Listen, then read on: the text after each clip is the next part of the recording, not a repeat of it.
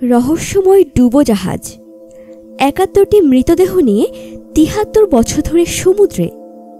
চলুন এই সম্পর্কে বিস্তারিত জেনে নিই ফ্রিকি নিউজে।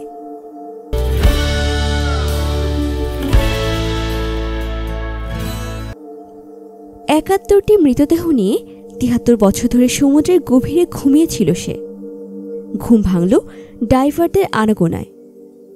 সে হল একটি ব্রিটিশ ডুবোজাহাজ যার নাম সাবমেরিন WW2। দ্বিতীয় বিশ্বযুদ্ধের সময় থেকে তার ঠিকানা ছিল সাগরের গহীনে।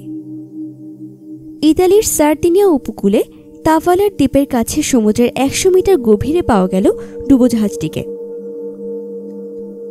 ১৯৪২ সালের ২৮ ডিসেম্বর মাল্টা বন্দর ছেড়ে রওনা দেয় ডুবোজাহাজটি। প্রথম লক্ষ্য ছিল ইতালির দুটি যুদ্ধজাহাজ ধ্বংস করা। সেটি নোঙর ফেলে মাদালিনা বন্দরের কাছে।